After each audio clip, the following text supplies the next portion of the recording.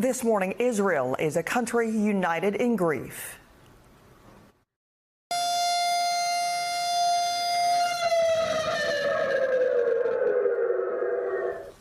One year ago today, Hamas in Gaza launched a large-scale invasion of southern Israel, killing more than 1,000 in an attack that would change the Middle East.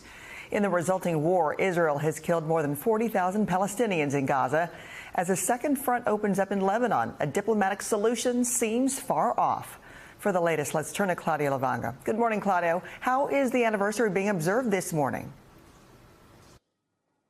Good morning, Francis. Well, just a couple of hours ago at 6:30 a.m. in Israel, which is the exact time when 1 year ago Hamas launched that deadly attack, hundreds of people, including the victims' families and the president of Israel, Isaac Herzog, they gathered at the site of the Nova Music Festival, which is where almost 400 mostly young men who were there dancing and partying were killed by Hamas militants that day, and 40 others were kidnapped. Now, the Associated Press was there and they described the scene as somber and moving. They said that there were moments of speeches by the families, but also singing, as well as moments of silence that were broken by the very loud booms of the heavy fighting that is still ongoing in Gaza, which is, of course, very nearby. In the meantime, and at the same time, at 6:30 in the morning local time, the families of the 101 hostages were still being held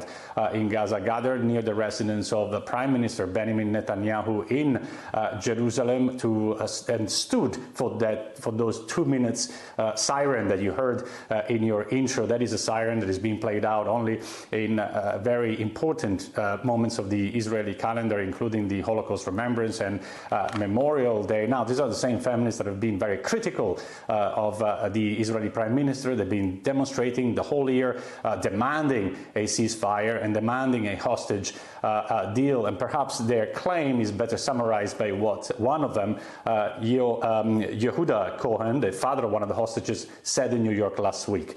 Just take a listen. The only way my son will be returned is by a deal, along with a ceasefire. And yes, we want ceasefire.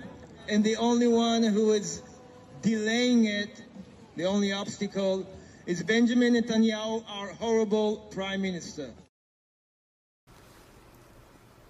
Other ceremonies, protests and candle vigils are being organized all around Israel, of course, and around the world, Francis. A lot of profound reflection today. Claudia, thank you.